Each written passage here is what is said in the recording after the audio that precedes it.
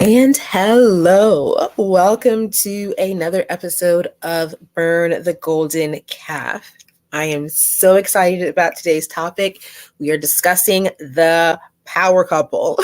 All of us have heard about couple goals, the it couple, the power couple, and most of us, for those of us who want to be in relationships, most of us have looked at these couples and thought, man, I wish that could be me. I wish I could be in partnership like that.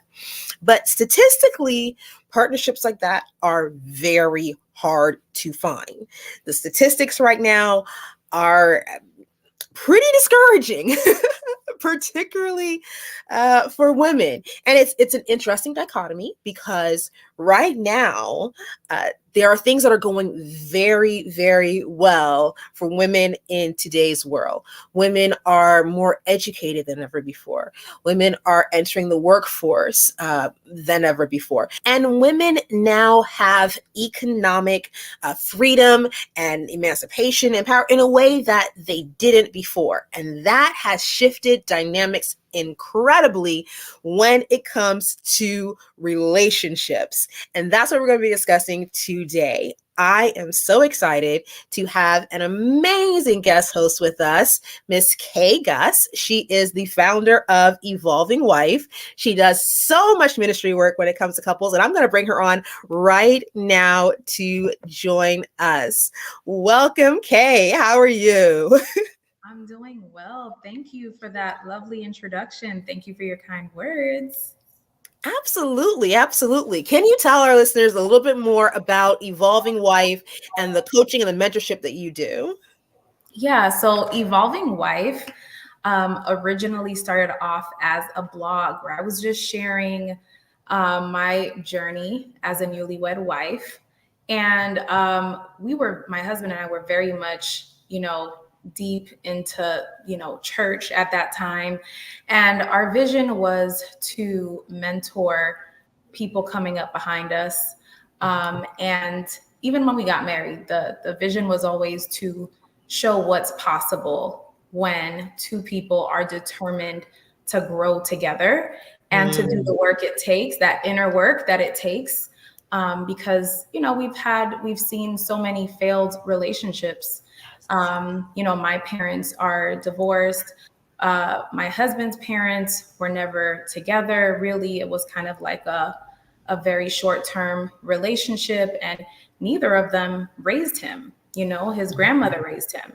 So when we got together, it was really about breaking the cycle. And so after years, it's evolved a little bit. My husband is now a therapist, and I have gone into coaching women because I think that in the Christian space, there's a tension between what we're taught and the reality, And I've gone on a journey to figure out what is the version of marriage and what is the version of wifehood that works for me and that works for my family. And so that's what I've always strived to do with Evolving Wife, is just give women the opportunity to evolve, to show them that it's safe to do so. Yes, that is safe to do so. I love that. And I really like the bit that you talked about finding what works for you and your family. Because I think that often when we discuss relationships, particularly for those of us that were reared in a faith-based context, we are given a script of what relationships ought to look like, what they're meant to produce, and then you're supposed to go out and find somebody who can live this script with you, Oh, yeah, And then pretty much sums it up. Right. And so both of you are supposed to get into this union, and you're supposed to live this script, and you have your script and he has his. And, if you're doing everything right, God will bless you and you will live happily ever after. And for many of us, we've realized, whether or not we made it as far as marriage, I have not made it as far as marriage, but, even with the portion of the script that I've gotten through so far, it's like, wait a minute, this does not work. Yeah. Absolutely. It's not working at all. And I think some of it really begins with our view on the roles of gender, especially if you come from a faith-based perspective. Those roles, in a Christian context, we're taught were set in Eden, where man is lead, woman is helper, and you submit, and he leads, you follow, kind of dynamic. She's taken from his rib, so she goes beside, not above, not below, but beside. And there's this whole ethos around what it means to be in partnership. I imagine part of your journey was divesting from that. How did that work for you? It's a very interesting dichotomy. When I first got married, I told myself I will never be in a relationship where I feel mistreated, unappreciated, all of the things that I saw transpire in the lives of the women that I observed. And so I went into marriage with this very cutthroat view. And I think that, having those non-negotiables was very important to keep myself safe. But at the same time, I was part of this church culture that says that women submit to men and wives submit to husbands. It's not even just wives submit to husbands, it's women submit to men. Because when we got married and we moved to Huntsville, we joined a missionary group where it wasn't just wives submit to husbands, it was women submit to men, and men are leaders and men run the show. And the women were literally in the kitchen cooking on the missions. The women were literally in charge of children's programs, and the men were in charge of the heavy lifting and of the Bible work. It was very, very clear that there were gender roles. Yes. And it was so interesting because I grew up in a family. My parents both worked outside the home. My grandmother became a widow very early in her life, and she had to raise her children on her own and provide for them financially on her own. So I was used to seeing women lead. I was used to seeing women provide. And I thought to myself, well, maybe, we're trying to break the cycle. And maybe part of breaking the cycle is just, making myself smaller and just letting my husband run everything, because he's probably, wiser, he has more life experience. And that's another thing. I went straight from being under my parents' thumb and their roof to being a wife. I have never lived alone. I have never lived alone. Oh, wow. Yeah. That's big. So yeah, it's very heavy. And I would, now that I have a daughter, now that I have a son, I wouldn't necessarily advise her to walk the path I walked in that regard, because it caused a lot of turmoil for me. Because in a relationship, you need interdependence. And I came in dependent. Yeah. And I had to go back and become independent in order to feel safe becoming interdependent. Yeah. Yeah. So when we talk about power, it's really about agency. It's really about feeling like you have control over your own life, at least for me. And I think my husband and I have had to redefine our roles in the family from the traditional gender roles to looking at, well, what are we actually good at?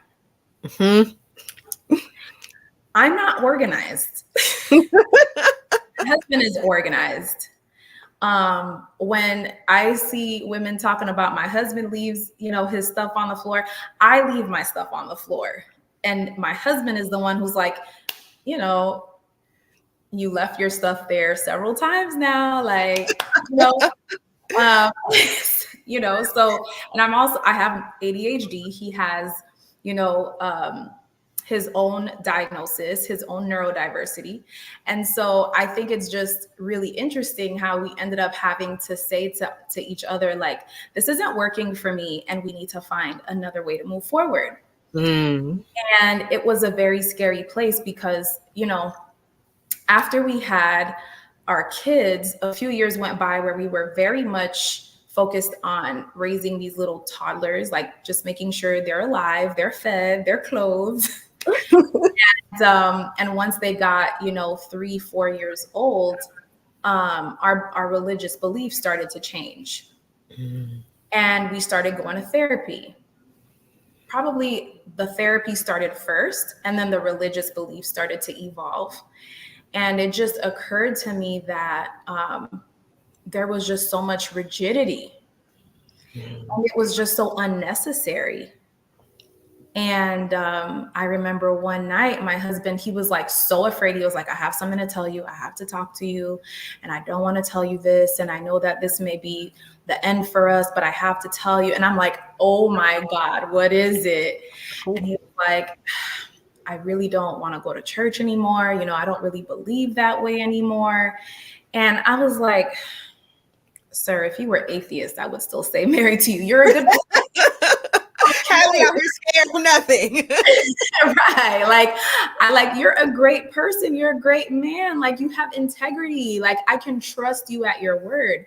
So your religious beliefs changing, honestly, I don't know anyone who truly believes in the way of Jesus whose beliefs have not changed. Yes. From that religious rigidity to now coming to a new understanding of liberation and anti-colonialism and standing against the misogyny that's so rampant in our culture. So, you know, all of that has led us to this place now where we're just like, you know what? I'm going to let you do you. You're going to let me do me. And as long as we have these beliefs and these goals that we've agreed on, you know, you feel free to explore and learn as you wish. And I'll do the same, because I don't think that keeping people in boxes is a healthy way to build a marriage. Yeah. I feel like I've talked for a long time. No, girl, listen, that is deep. Listen, if you guys are watching, pop in the comments what script you felt you were given about relationships, marriage, or your gender role. We want to hear your stories as well. Girl, listen, I feel you there.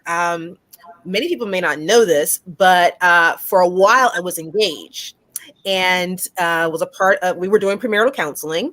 And one of the red flags that our counselor brought up was that both of us came from matriarchal homes. And I've never thought of myself as being from a matriarchal home because I had a 2-parent home, you know?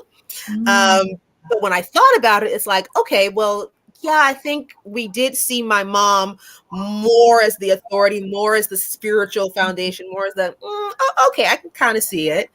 And the counselor was like, well, this is going to be an issue for both of you moving forward, because since you were both reared in structures like this, you're going to default to structures that are imbalanced. And so when you were sharing about how, you know, where you come from impacts how you come into relationship and what you expect from relationship and how you show up, that's huge. And I know I didn't really, from my own perspective, I don't think I realized just how much that impacts you till I was in a situation of about to being married. And someone was like, ding, ding, red flag. And it's like, what? I have a red flag. It's so funny because even when you think and when you know intellectually that you want to do differently or be different, that script, whatever's embedded in you in the form of that script is what's going to play out. Yes. And it takes real intentionality to deconstruct those systems of power and to really like critique them and really be okay with putting them to the side. Because I'm going to be honest with you, it doesn't feel comfortable. Like when you start questioning things, when you start doing things differently, and not even just in marriage, but just faith wise, you know, both my husband and I grew up Seventh-day Adventist.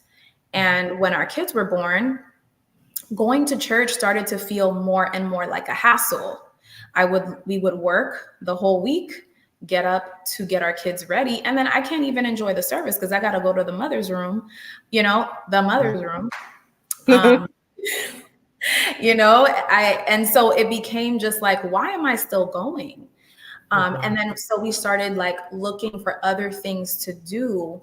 And so we started going to, you know, local festivals or just stay home and rest. And even though I knew I wasn't doing anything wrong, it still felt unsafe. Yeah. Because it was unfamiliar.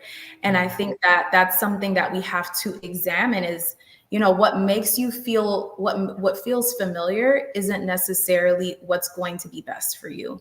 And you have to be okay with trying a new normal, you know, even if you end up leaving it, you know, coming back to what you were doing before, you know, at least examine and explore and see what works.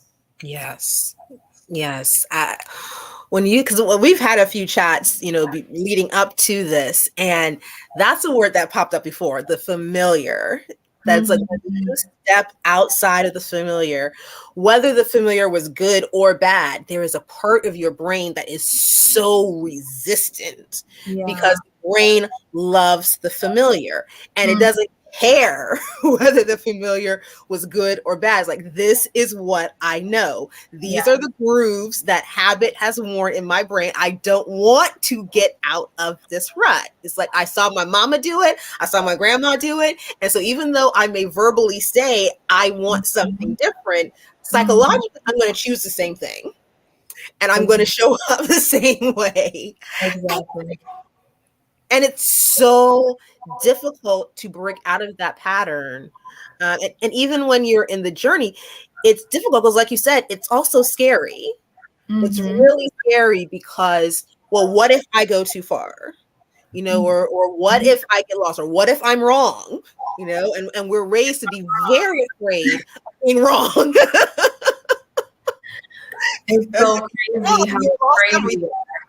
It's so crazy how afraid we are. Like, you're not even hurting anybody, but you're just so afraid of being in the wrong.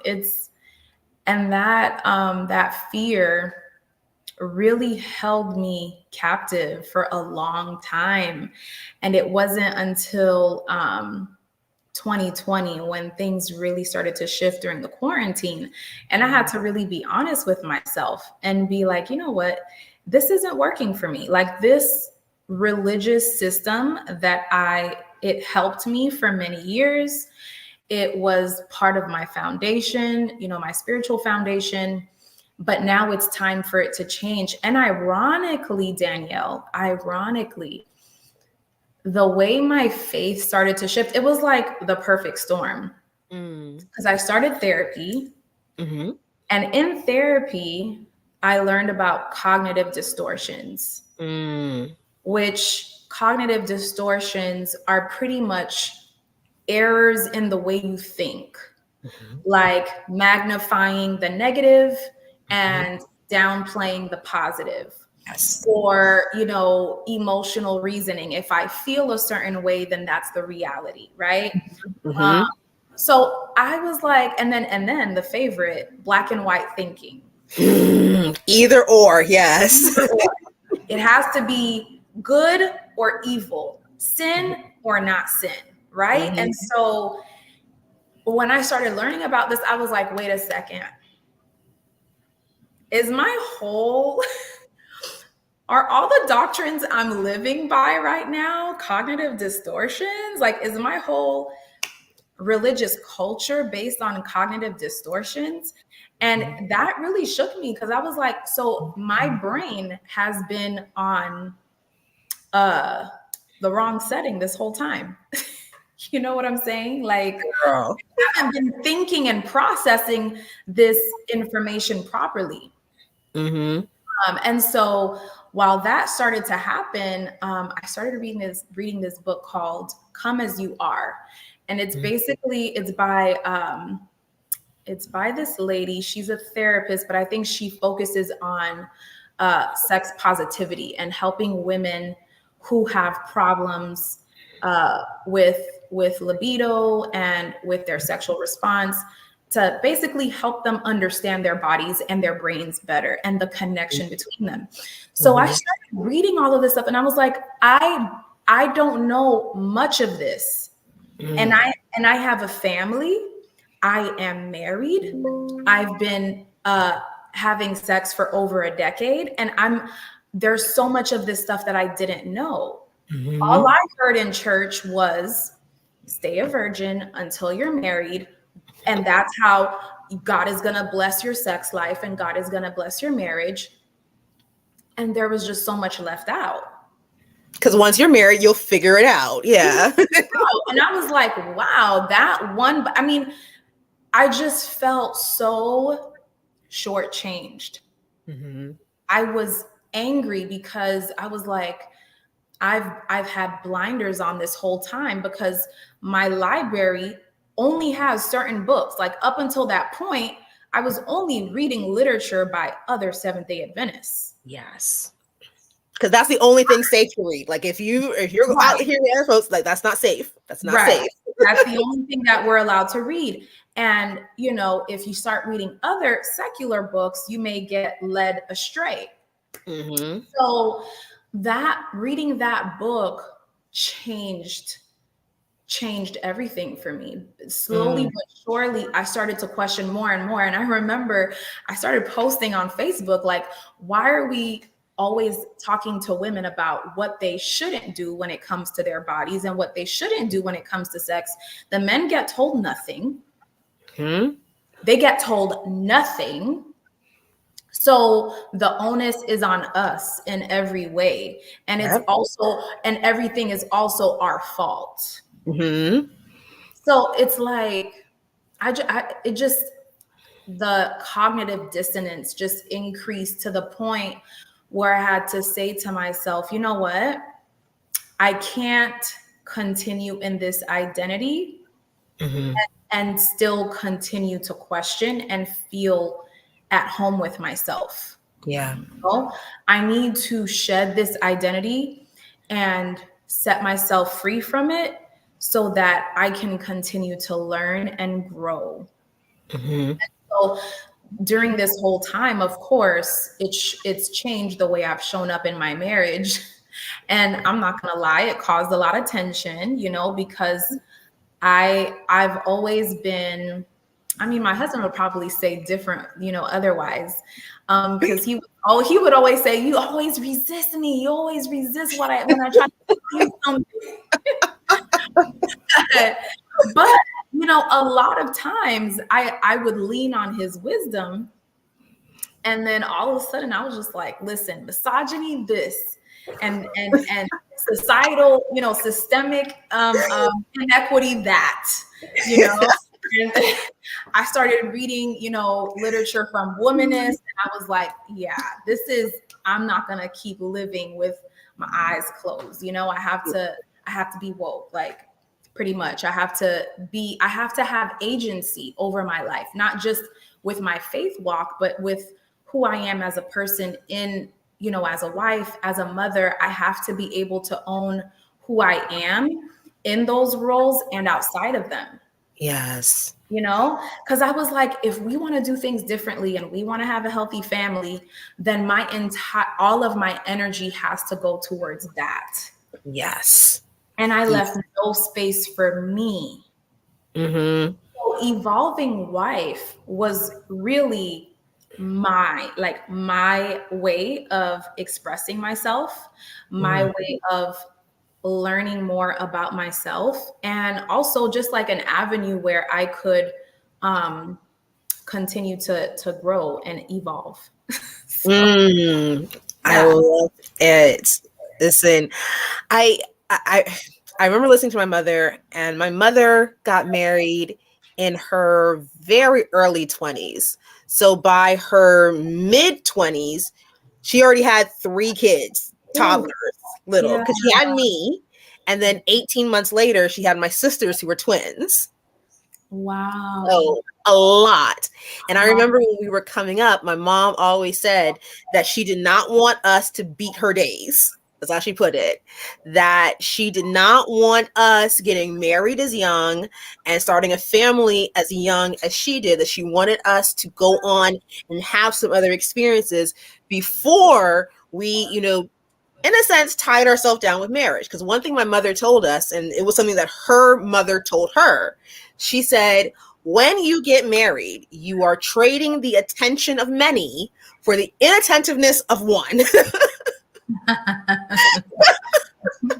So she said that, the thing that you love most about this man when you marry him is going to be Mm. the thing that cuts your behind once you have him. She's like, you're going to look Mm. at this man and you're going to think, this is so wonderful. She said, when I met your father, I thought it was wonderful how much he loved the Lord. I loved how passionate he was about sharing the gospel with others and just, evangelizing. It was wonderful. He said, but I did not imagine that that would mean giving Bible studies on my honeymoon.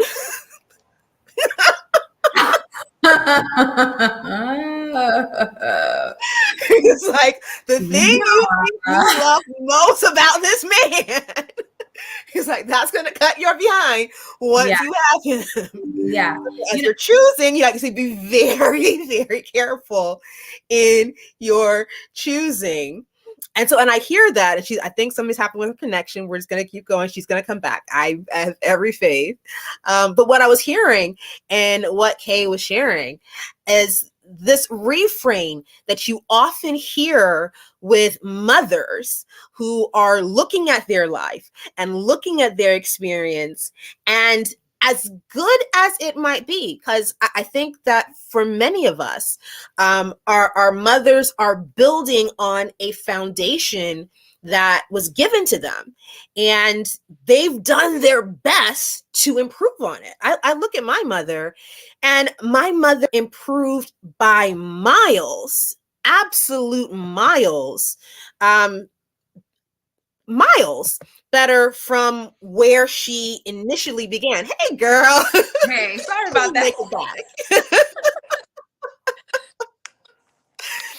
Yeah, I was just telling them how, in your story, I hear this refrain that you often hear from mothers, which is that, as they're looking at their lives and then they're looking at their daughters, they want their daughter to have something different from what they have. They want her to have something that's different, better.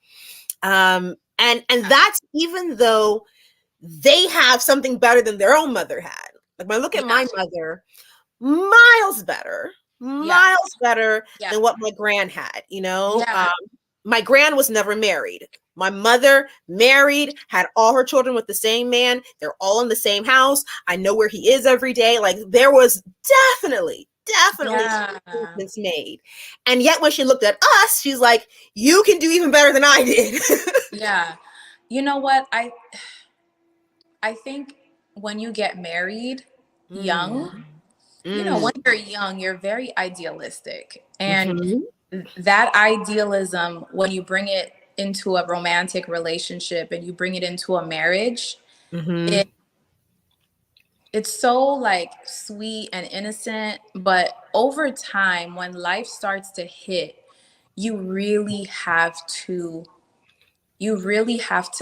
lean in to the mhm, reality, right? You have to mhm, lean in, and you have to and I don't know that you can do this on your own. I feel like every couple needs some sort of mentor couple to really guide them through those thorny patches, because mhm. you have to understand that your partner is, especially if you got married young, you guys have a lot of growing ahead of you. You Yes. guys have a lot of change ahead of you. And a decade later, you may want very different things, Mhm, right? You have to understand that. And I think when it comes to religious people, we are even more idealistic. We really think that if we follow that biblical script, that if we wait until marriage, and if we stay connected to God, and if we have devotion every morning together, that everything is going to work itself out. Well, guess what? It doesn't. It doesn't. And I think what has allowed my husband and I's relationship to go through all of the bumps in the road that we have is that we've always been very good friends. Mm. Always been able to talk to each other and open up to each other, and give each other room. So we've always tried to be understanding and supportive of each other. And even when the power struggles started to happen, I knew at the end of the day, there's nobody else that I want to do life with. There's nobody else that I would rather do life with. And he feels the same about me. Like, we have this conversation all the time where it's like, every time we started to feel like, man, is this gonna work? We always go back to the beginning. Always think about how amazed we were at the connection between us on the mental level, the emotional level, the spiritual level. We just get each other. And he made me feel seen, and I made him feel seen. And so when you have that type of understanding in a partnership, there's a lot more, the odds, are in your favor a little bit more than if you have that rigidity, right? Like, if you can't bend and flex to try to understand your partner, to try to, change your approach and do whatever works for the both of you, if it has to be your way or the highway, then you're going to have a lot of resentment, and you may even do your partner harm, because as human beings, we're not meant to stay in a box. We have to grow. Right? Like the Bible says, Jesus grew in wisdom and stature before God and before men, right? Like, he had to evolve. So what makes us think that we don't need to evolve in our thinking? Yes. What makes us think that? So That's a word. That's a word. If Jesus had to grow in wisdom, not what makes us think we don't have to. it's like That's it's a like it's word. common sense, but it's at the same time, it's mind blowing because we don't think of it that way. We don't. We do not think of Jesus as having to learn and grow. Oh my goodness. No. So I don't know. When people say it's very clear, the Bible is clear that women are supposed to do this and men are supposed to do that, and you're supposed to wait until marriage. And I'm like, guys, please, let's not lie on the Bible. The Bible is not clear. The Bible contradicts itself in some places. Okay? Like, let's not act like everything is just so plainly said in the Bible. God gives us common sense, and he gives us a very foundational principle that is just so versatile, the principle of love. Yes. If I say I love you, am I going to trample over your wishes? Yes. Am I going to ignore the things that you're sensitive to?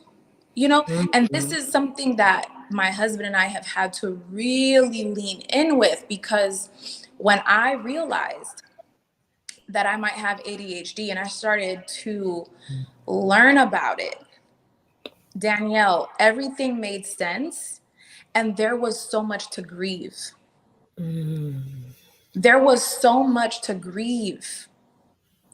And I told my husband, oh my God, I have to work on this. I have to work on that. And this is why I do this. And this is why I do that. And he was like, you need to slow down. like, this is how you are, right? So you can't put this weight on yourself, right? And I have to give him props because he's a lot more adaptable in the relationship when it comes to that stuff. He's very quick to see patterns and to adjust the way he approaches things. Mm. And then when we realized he had a diagnosis, and I was like, oh, and those diagnoses, they don't go away, right? They don't vanish. They get better over Mhm. time. You learn different ways to manage them, but they're not going to disappear. So Right. am I going to give you the room to be who you are without you feeling like you need to wear a mask when you come Mm. around me? Mercy. Am I going to give you that room? And I'm going to be honest with you, it's not easy. It's not easy, Mm. you know? And so you have to really be honest with yourself. Like, is this worth it to me? Mhm. And if Mhm. not, you're not a bad person, There you go. right? Like, you're not a bad person if the way your spouse has evolved, you just can't get with it. That's fine. But just know every relationship has those things. Yes. Those things that grate sometimes, you know? Yeah. I think a lot of us, like when we look at a power couple, like say the Obamas, and Mhm. then we hear Michelle say, "No, we went through 10 years. I did not like him." And it's like, 10 years. And she's like, "But look at us now that we've been married 30 years. And I if you trade 10, but you have 20 good ones, that's still a win." And it's like, but you can't know in year 2 that, you're going to have 20. That's still 30%. That 30% is a lot. I've spoken, like, so my husband and I, like, we watched that clip, and I 100% understand where she's coming from, because when you have small children Mm. and money is tight, I'm not saying that's what her situation was, but I'm just saying from my experience, like what we lived Mhm. through. You have small kids, money is tight, tempers are short, patience runs thin, and it's really easy to lose sight of why you're together, and it's easy to lose sight of the amazing things you enjoy about each other, and you just really have to have stored enough, like you have to have enough deposited in the account Mhm. to go through those moments. If she was able to go through 10 years like that, that means her and Obama were like this There you go. before. it has it Mm. has to mean that. It has to, because if she was miserable the whole time, Mhm. I don't know. I mean, they were in the White House too. That's another thing. Like, There is that. what other couple has that pressure on them? Like, they spent 8 years in the White House. And did not crack visibly. Yeah. Exactly. That's Exactly. huge. So Huge. that is huge. So you have your tough moments, or for the Obamas, your tough decade. But on the other side of it, you come out and you're like, I still love you. Like, you're still my best friend. Mhm. I don't want to end this. I just want to change the way we're doing this. Right. Right. You have to be able to find that. And we've been committed to doing that, because how much we love each other and how much we want to be with each other. Like, you actually have to want it. And Mhm. if you don't want it, that doesn't make you a bad person. Mhm. It doesn't make you a bad person. Just know no relationship is perfect, right? So you just have to know for yourself, what do you need? Mhm. What makes you feel safe? What do you feel makes a healthy relationship? And then nurture those things and build those things, right? Right. And like, this is our journey, and I know for a lot of couples it doesn't work out that way, because I don't think a lot of people have the capacity. Mhm. um Mm. I don't think a lot of people have the capacity. We knew going in, I was a child of divorce, he faced neglect and abandonment, so we already knew, like, the odds are against us. And we didn't have no money. So we were like, the odds are really going to be against us. So we just like, money can smooth some stuff out, but yeah, when you don't have that. So we were like, listen, we got to go in this together. Like, we got to be in this to win it, you know? Mm-hmm, mm-hmm. So yeah. And then you just have to be okay with, you know, evolving in every season and adjusting your relationship to the season that you're in. So that's why the roles just don't work for me. They don't work. Well, and it's interesting because as I think about, you know, the marriages that I think many of us would look at as, you know, happy, you know, successful power couples. And I put happy first because there are couples Right. who are, you know, who have hit certain metrics, but you look at them and like, you ain't happy. You are not happy. Mm-hmm. But when you see the happy ones, one common denominator that I think I've noticed is that they are couples where the husband has left room for the wife to evolve, where she is not stuck in a static position where she can't change, where she can't change her mind, where she can't find new levels, new roles. And it's within these couples that, you know, there is this, I think you call it the flex and the bow, where, you know, we're not rigid, we're not static, we can adapt to what life throws at us, who we're each becoming, and we can do this together. So like Michelle talked about, you know, feeling resentful of Barack. Is like, well, wait a minute, how come you have time to go to the gym? Like, we got these babies. And then she's like, you know what, actually, if he can find time, so can I. I'm going to the gym, figure it out, you know? Or Kev on stage and his wife. And she talked about how she changed after her parents divorced and realized, oh, wait a minute, like if I don't change who I am, I will have the same result my mother did. And I don't want the same result that my mom has. So I need to start saying the things that I'm not happy about. I need to start asking for what I really want. And they said they went through a transition where it was very difficult. But on the other end, he did what was necessary to make room for her growth.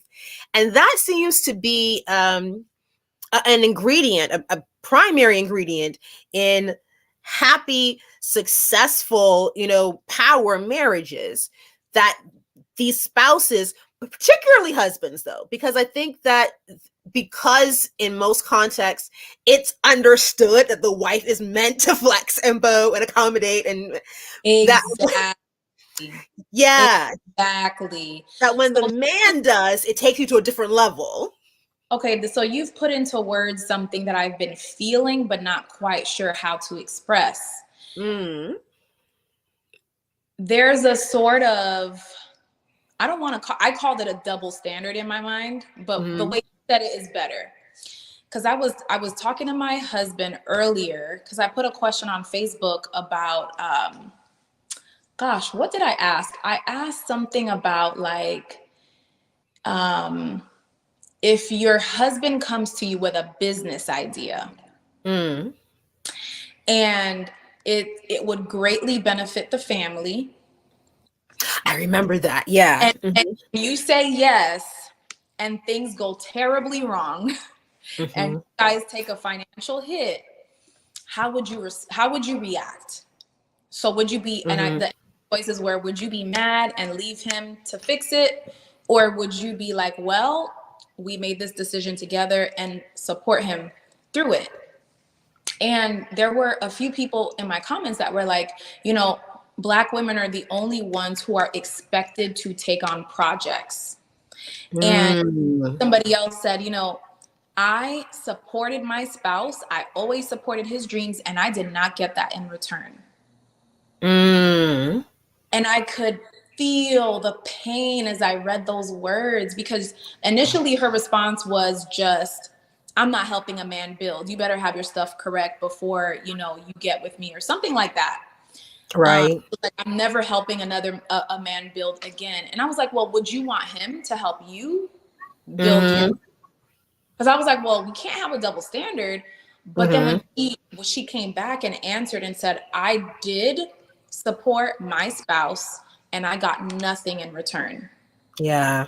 Right? I got the opposite. So when I look at somebody like Tabitha Brown and her husband Chance, Mm.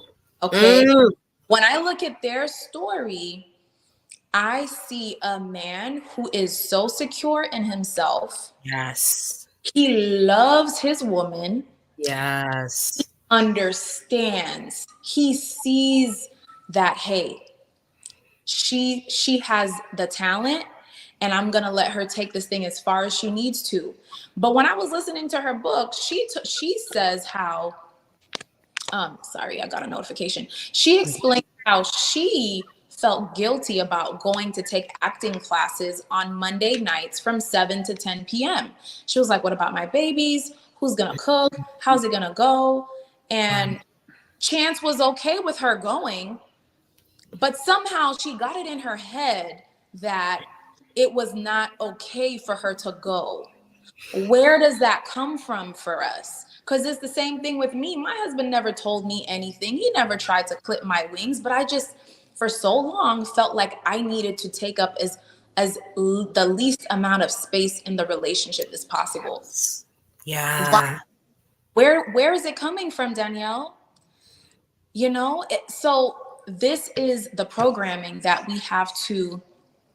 I think it's so important for men to recognize that women have this programming and be intentional about nurturing your wife's dreams and goals, and, Yeah. and making sure that whatever dream you have for your family, it integrates what she wants as well. Yes.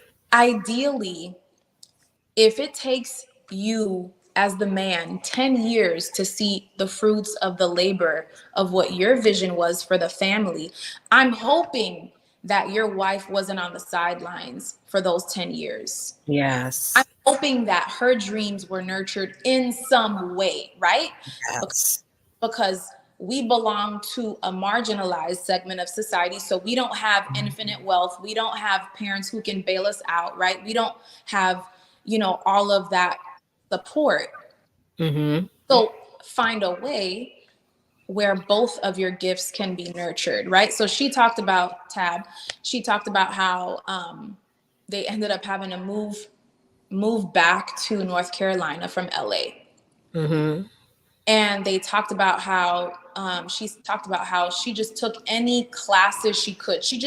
She worked on the dream any way she could while she was having kids and raising her family and Mm-hmm. keeping her 9 to 5, right? So Yeah. they did it however they could. Yeah. And now they are reaping the fruits of Yes. that teamwork. So I think it's important for men, I don't want it to become, a gender war, right? Because I know sometimes it starts Exactly. to feel that way. We Yeah. need Yeah. other, right? We need each other.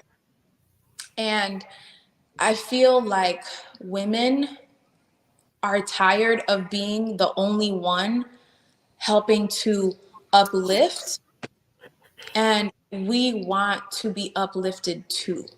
Yes. We want for you to turn around and ask, well, what do you see for us, babe? Like, what is Oh. your vision? What is your vision? Because even if you say ours,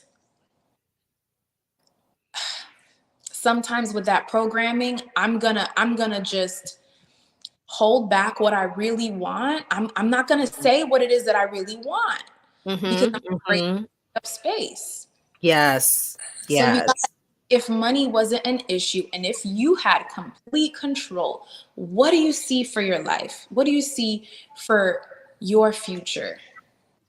And so Mm-hmm. that's what I do. I made a personal vision board, and because I was like, I need to know who I am, like outside of my family. Like what person do I want to be? What do I want to achieve? And I always keep that in front of me because it's very easy for me to Mm-hmm. it's easy for me to put everybody else, Mm-hmm. especially my kids. It's Right. very easy for me to take all of the extra funds, all of the extra energy and put it towards them. But then what am I teaching them if I do that? And this is something that I share with, other women when I have the opportunity to. One of the things I grieve even now is that I never got to see my mother wholly as herself. I saw her as a wife. I saw her as a mother. I saw her as, a homemaker of foundation, but I did not get to see her standing in her own vision, her own purpose, something that's just hers, not something shared with her husband, not something shared with her kids, something that's just hers. And she was just starting to move into that space in her life. We were just grown enough now that, she had a little bit of space to finally begin to live for herself. And then, the curtain falls.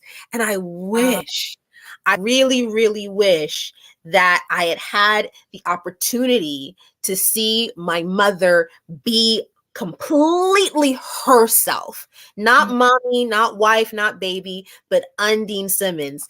And so anyone I get the chance to talk to, it's like, do not deprive your children of the opportunity of seeing the authentic, powerful you. If that means that you have to sacrifice some time with them, that's okay. They will survive. But they're going to struggle if they never get to see that powerful, authentic you. So whatever you have to do, it doesn't mean, you throw everything to the wayside and that you become selfish and, you don't have to do that. There's balance to this thing. But let your children, let your spouse, let the world have the experience of seeing the complete, authentic, powerful you, because there is nothing in the world like it, especially for your children, especially for your children.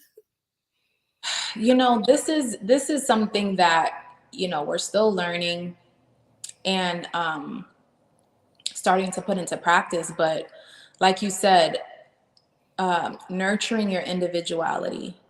So now my husband, we take turns just having time to ourselves.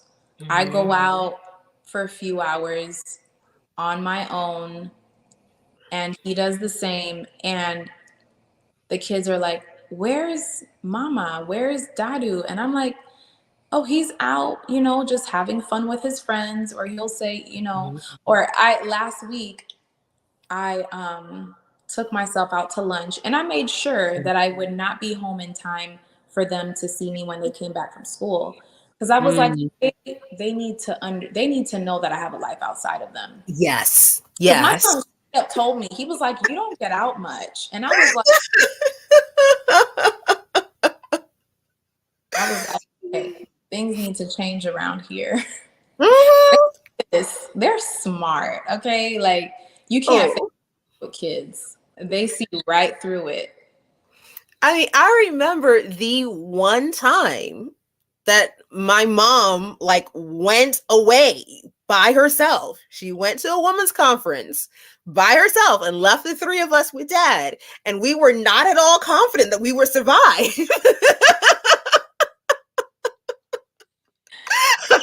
Little different. Yeah. When we saw the car coming that was bringing her back, we literally were running down the road toward the car. Mommy, you're back. Yeah. Listen. But in hindsight, I'm so glad she did that for herself. And I wish she'd done it more. In hindsight, I wish she'd done it more. Yeah. I mean, life is a journey and you're always learning. And now you're sharing this wisdom with the world, right? I feel like I have so much to learn still. I'm 38 years old. I feel like I have so much to learn, so much to experience. I feel like I'm just now breaking out of my little cocoon and really starting to experience life in a way that's free of guilt, whether it's religious guilt or mommy guilt. Like, my kids are old enough now to where I don't feel as guilty leaving them. I still feel guilty, but it's not as much. And I'm also at the point where, I just want more, I just want more. I feel like there's more out there for me to experience. And you know, thankfully my husband, like, we made a pact. We were like, listen, we just want to have adventures with each other. Like, let's just make every day from now on, we want to lean into the adventure, into the joy, into the fun. Yes. Life is too short, you know? COVID showed us that. Like, Mm, in the blink of an eye, the world can be turned upside down. yeah. And it's a beautiful thing. It's truly a beautiful thing when you see partnership that works like that. Like, I remember sitting in church and hearing Pastor Deblair Snell talk Mm, about his wife's photography business. And it mm, was when she had first started. mm, She had just started, so she was still building a clientele. She was still, very much in the beginning stages, of her business. But he stood in that pulpit and he said, "I'm just waiting." He said, "I am just waiting for her to take that one picture that's going to change everything." He said, I know, eventually she's going to play. This woman's going to carry us. He said, "I know it's coming." And a few years later, yeah. that picture was taken. It went viral. Everything changed. Wow. Absolutely everything changed. And now it's a big thing to have a family picture that has the Gianna Snell brand, like, right little logo on it. It's a big thing for a lot of people now. Um, and to have a spouse and a partner who sees that in you, who speaks that over you, and who is willing to invest the time and the effort to allow you to become that. Because it takes time, it does take time.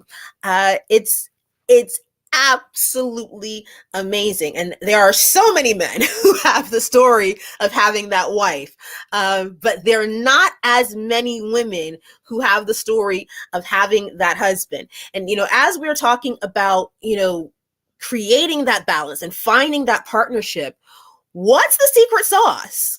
What is the secret sauce of finding that person who can be that flex and bow partner with you, where it's not just you as the woman, doing all the flexing and the bowing? Because I remember a therapist, and I wish I could remember her name, but she said that there are 3 types of marriages.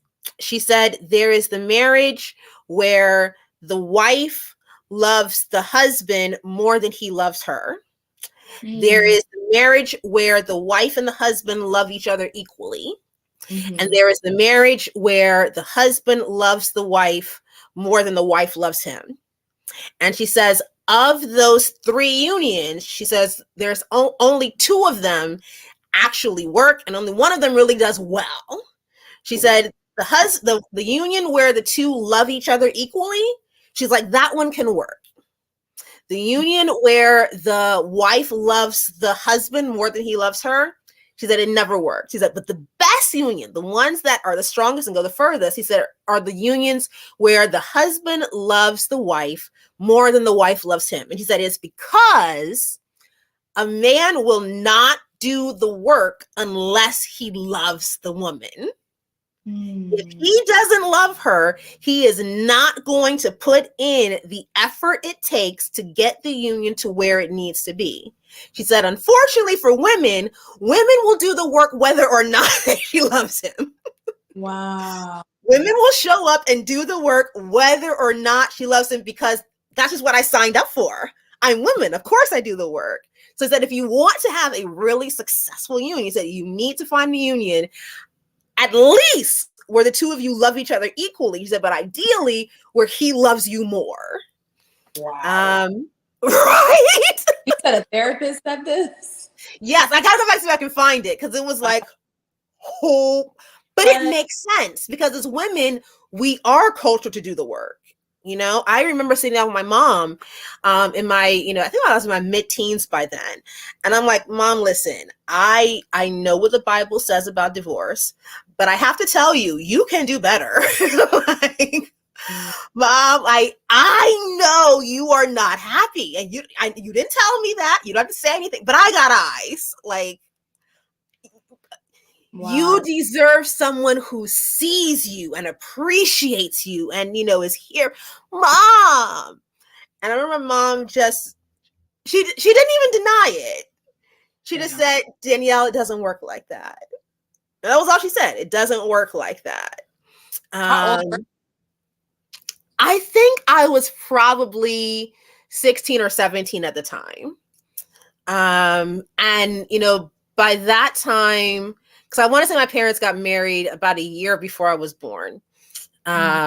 So, and so, they've been in it a while by then.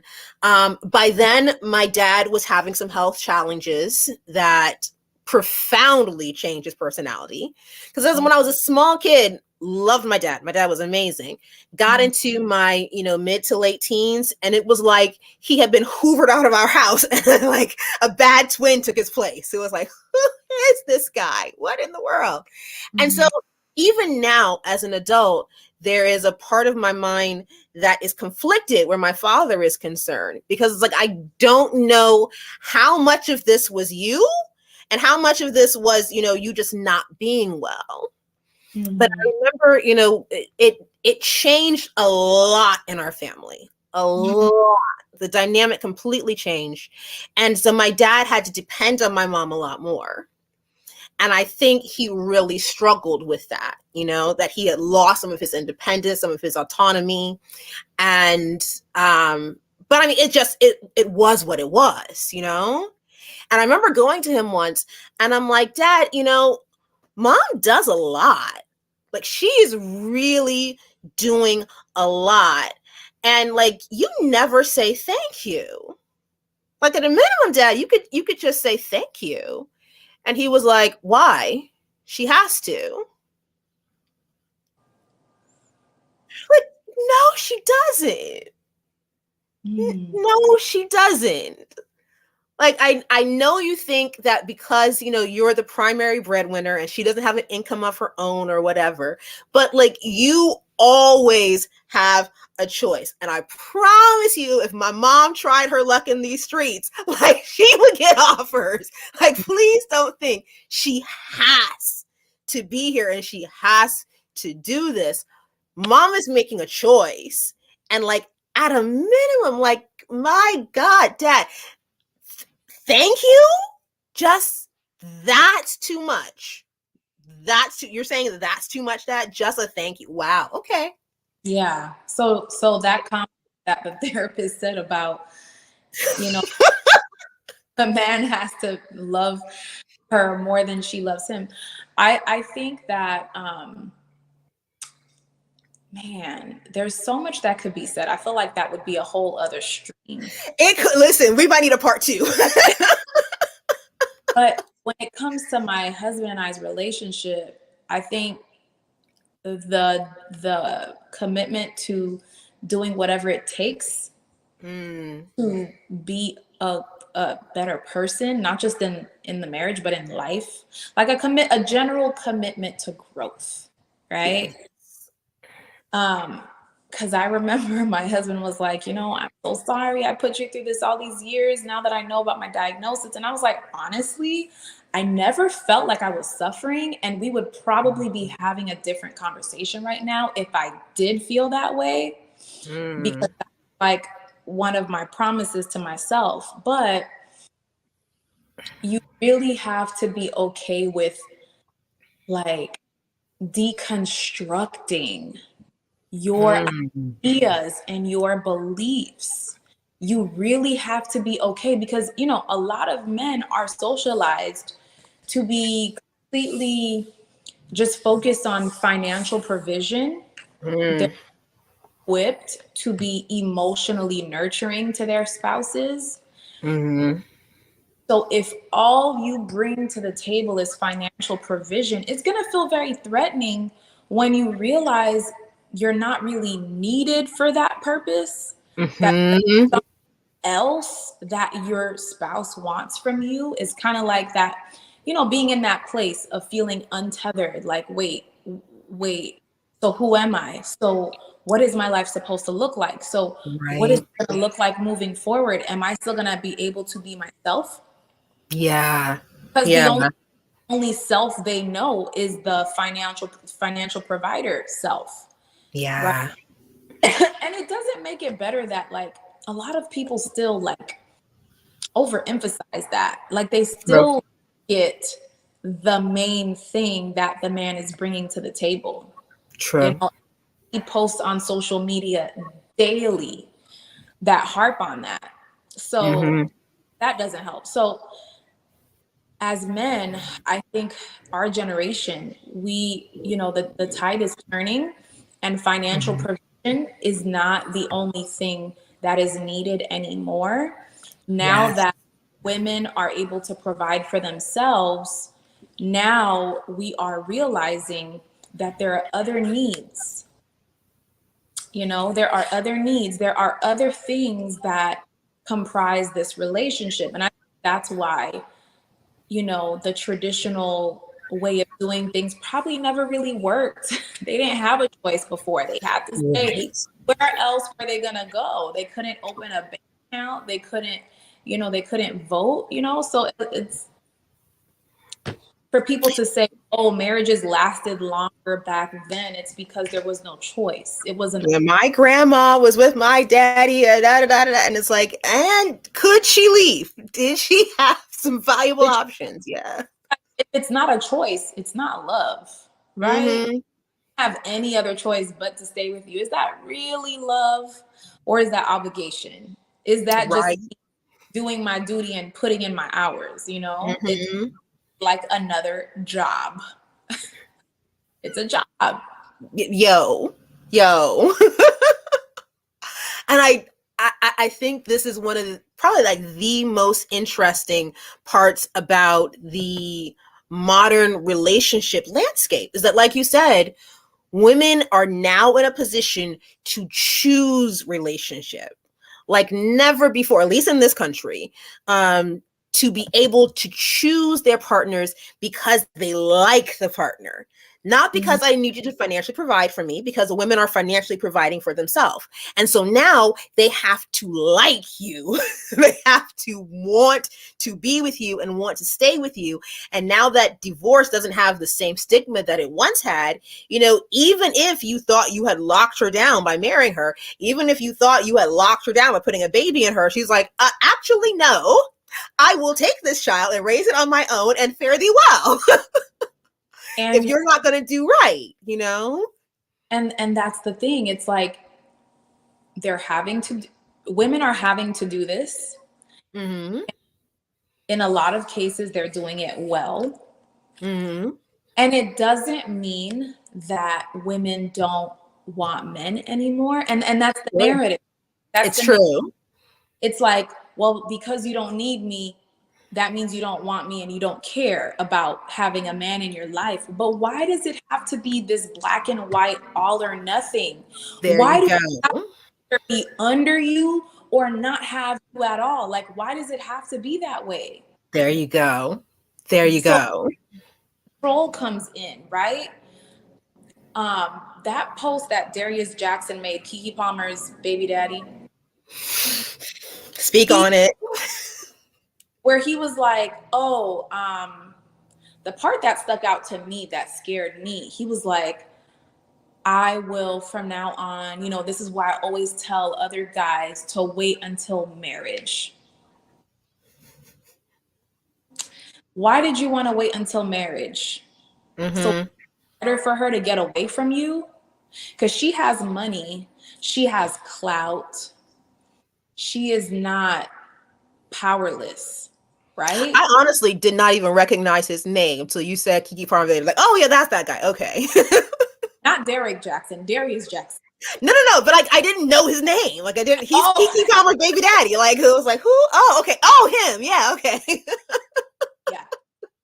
So it it rubbed me so wrong. I mean, he as a person rubs me the wrong way anyway. Mm-hmm. But the fact that he was like, this is why in the Bible, he likened her to Jezebel. And I was like, King Ahab was evil before Jezebel, right? Speak on it. He was Speak on already, it.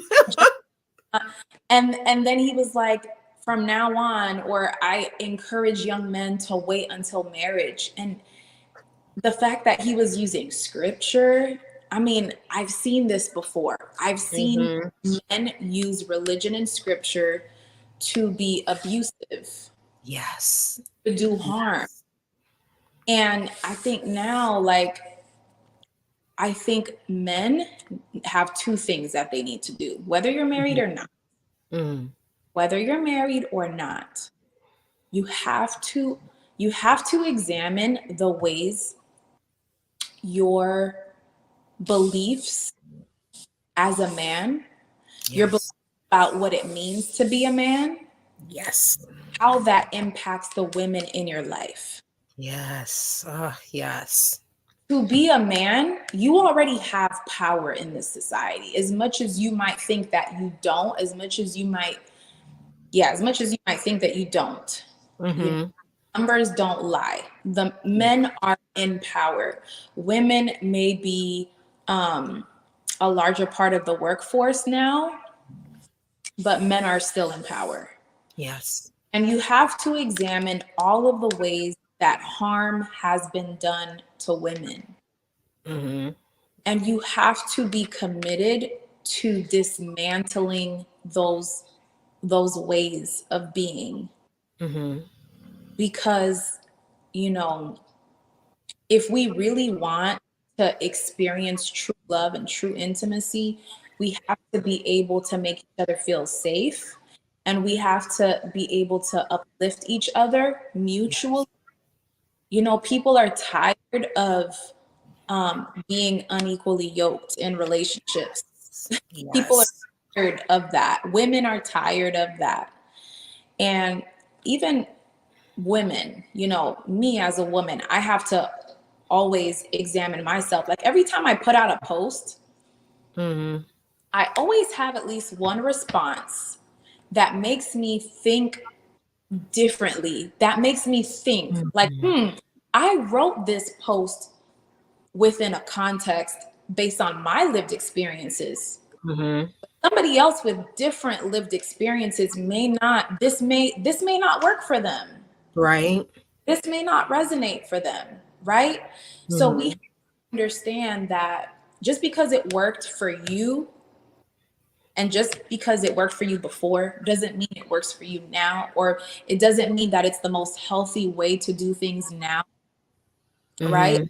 About, you know, I love it when you post the flyers. I giggle to myself every time. I'm like, he's still at it. Another one. But it's like these simple things that have become so normalized. Yes. Why is it that all the women are singers on the program? Why aren't there any women preachers? Yes. Why is that? Why is it only women in children's ministry and not men? You know, like, Especially small children ministry, because all the mothers are in adventurers, all the dads are in pathfinders. Right. So what does that say? You know, what does that say? And I understand there's a lot of unlearning that has to happen, right? It's not going to be something that changes overnight. Yeah. But so encouraged because there are men out there doing the work. Yes. You know, are men who realize, hey, I have some misogynistic beliefs. I have said something casually in conversation with my friends that was disrespectful to women. Like, it's okay for you to admit and okay for you to start to work on that, you know? Yes. Because that's the only way women are going to truly respect you. Yes. I respect a man who is self-aware. Yes. Yes. Respect for that.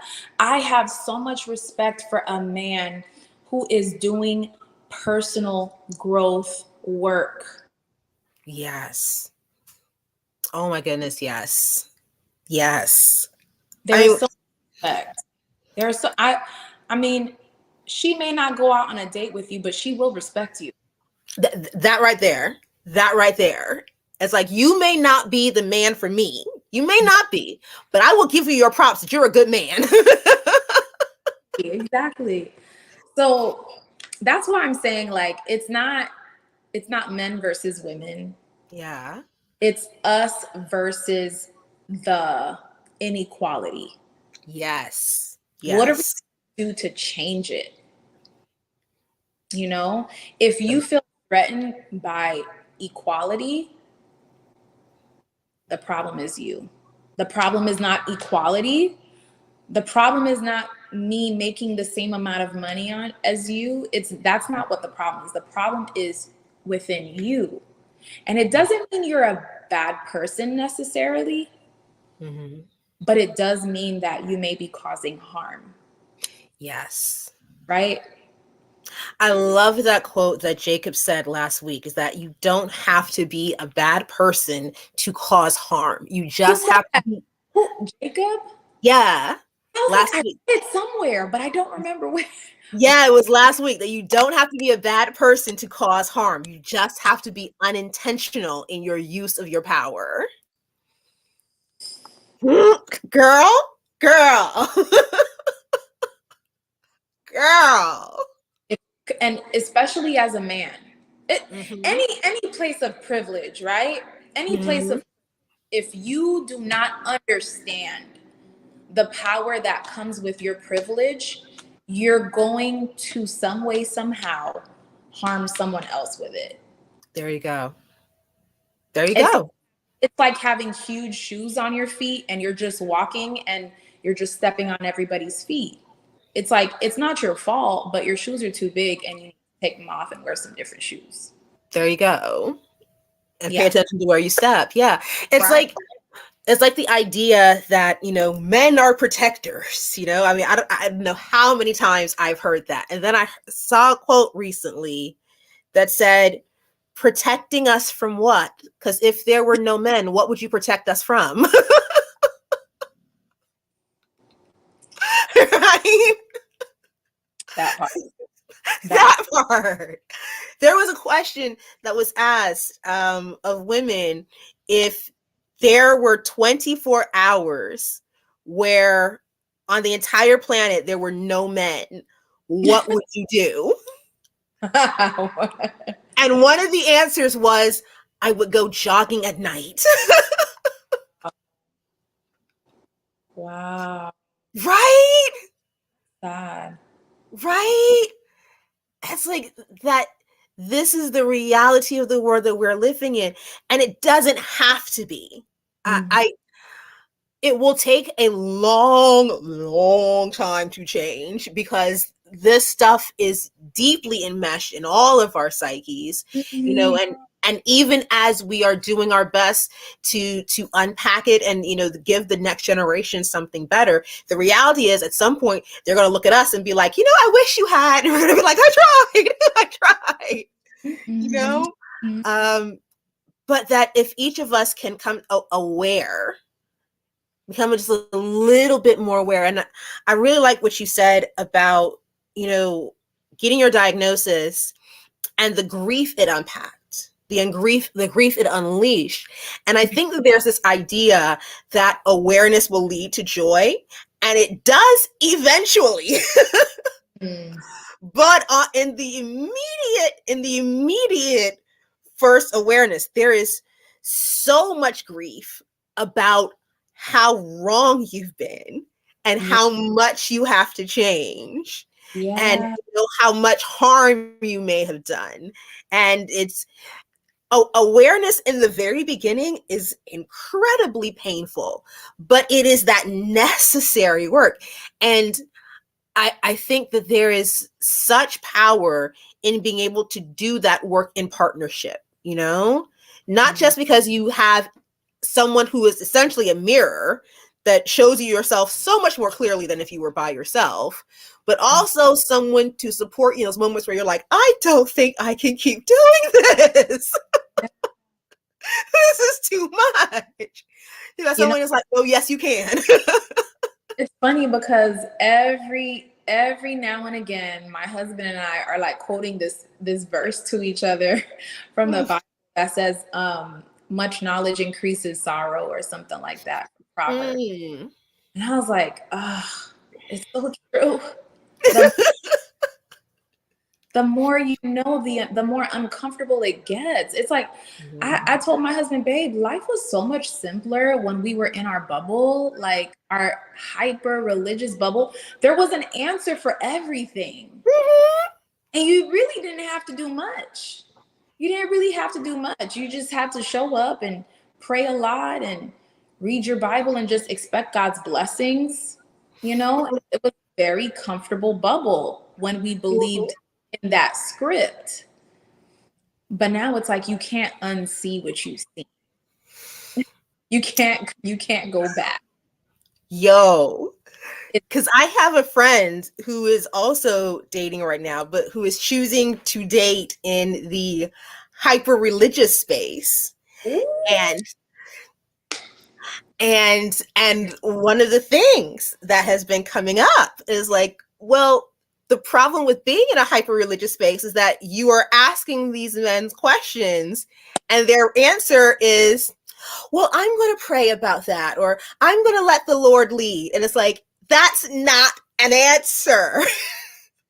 And when you have these crutches to fall back on, it means you don't have to think. You don't have to wrestle. You don't have to be accountable. You're essentially passing the buck to God and, well, whatever happens, and it's like, no, that's not a way to live your life. And it's certainly not a way to, partner with someone that you're supposed to be leading, like, no. Listen, it just, so much of it goes against good common sense. And I'm just shocked. I'm just shocked at the amount of like just willful blindness that we engage in. Every once in a while, something happens. I feel like there's moments in life where the script doesn't work and you have to confront that, right? You have to wrestle with that.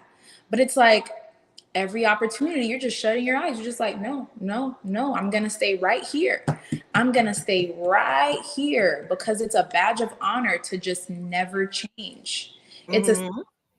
I follow this guy on, he's a pastor.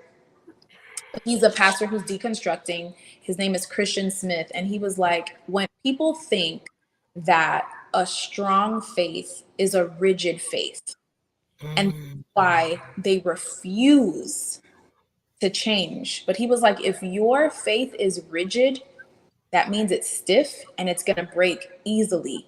Whereas if your faith is flexible, it's going to last longer. And it's the same thing with a partnership. Yes. If we have to stay in these very rigid roles, one day we're going to outgrow them, and it's going to be like trying to fit into an old shoe, right? Yes. It's going to be painful. And just the point of a partnership is to make life better, at least in my opinion, right? It shouldn't become this burden that I have to carry with me to my grave. And that's the thing that I want every woman to understand. Yes. I know that sometimes I feel like I'm being naive when I say that. Because it's the reality for a lot of people. A lot of people are living in marriages that are burdensome, that are painful, where they're harmed, whether it's physically or emotionally, right? But for those of us who are in the valley of decision, who actually are able to leave spaces where we are trampled on, yes, spaces where there's no space for us to breathe or grow anymore, it's okay. You're not a bad person if you feel your only way to stay sane and your only way to stay close to God and not be under someone's thumb is to end that marriage. And I never thought I would be saying that. Like when I started this work, I had rose-colored glasses. I was like, if I could just talk to these people and show them what they're doing wrong in their marriage, they're going to have a happily ever after. And half of the people that got married around the same time as us are now divorced. Mm-hmm. They're not bad people. Yeah. They're not bad people. They just changed. They wanted different things. They didn't have the capacity. So at the end of the day, don't idolize your marriage. Love your partner. Love your partner. Love your partner. Mm. But if that marriage isn't mutual, Yes. at least start to question. Don't think you're crazy if you start questioning things. You're not crazy. Yeah. At least start questioning it. Yeah. I don't know a single married couple who's been married for, years, decades, or who will not acknowledge that at some point there was I don't know if we're going to make it. Like, I think that that's part of the journey, and if you haven't hit that part, it's like, well, it's probably coming, Mm-hmm. Oh my goodness. I am so grateful to you and your husband and your guys' willingness to take the journey and then share the journey to help those of us. It's hope. And we had this discussion like literally just the other day, and how representation helps it breed hope. And for someone like me who would like to one day be married, well, I don't know. I really don't know. I'd like to. If it doesn't happen, I'm okay. I'd like to. It gives me hope to see people like you and your husband who are deconstructing, who are doing the work, who are partnering, who are elevating each other. It's a beautiful thing. It is truly a beautiful thing. So thank you guys for taking the journey and then sharing the journey. Thank you so much. You're welcome. Oh man, sometimes we're just like, I don't know what the hell we're doing. We just got to figure this out as you go. But it's worth it. It's worth it. For us, it's been worth it. It gets better and better and better. Wonderful. So this is something that I asked, all of my guest hosts. If there were just 3 things that someone could take from this conversation, 3 things that if they forgot everything else, you'd want them to remember, what would those 3 things be? Now, Danielle, I have ADHD. I'm not going to be able to pick. Okay, pick 3 brand new things. There you go. 3 things to take away from this. Number 1, take up space. Number 2, love is mutual. It's not a burden you're carrying alone. Love is mutual. Yes. Number 3, it's okay to change. Yes. It's okay to want different things. You're not going to hell. God's you. Listen, David was a man after God's own heart, right? Yet he was a murderer. He was arguably a rapist, right? What he did with Bathsheba, using his power the way he did. God is not going to punish you for evolving. There you go. There we go. He's not. They're not. Where sin abounds, grace much more abounds. Yeah. I love it. Kay, thank you so much. Thank you so much. I know you give me hope. I'm sure you give a lot of other people hope. And like I said, we may have to do a part 2. I'm down because I feel like there's just so much more to say. There's so much to say. And yeah. Because yes. Yes, because I had to I thought of that. Oh, I didn't have time to get to that. Oh, yes. I went back in our thread and I was like, this is gonna be a long one. Yo. Talk about. We didn't even finish talking about them. We did. Yeah. Part two. Guys, you heard it here first. We're gonna get a part 2 on the calendar. Right. And then we're gonna tag that thread so folks can see, no, we talk. Wonderful. Well, guys, thank you so much for joining us for talking about power couples. Next week, we're going to be here with David Person, and we're going to be talking about the power of protest. What it takes when a community stands up and says, no more. You want to be here for that. We'll be here next week, Thursday, 6:30 Central Time. Join us there. And thank you once again for joining us for Burn the Golden Calf. Have a great night.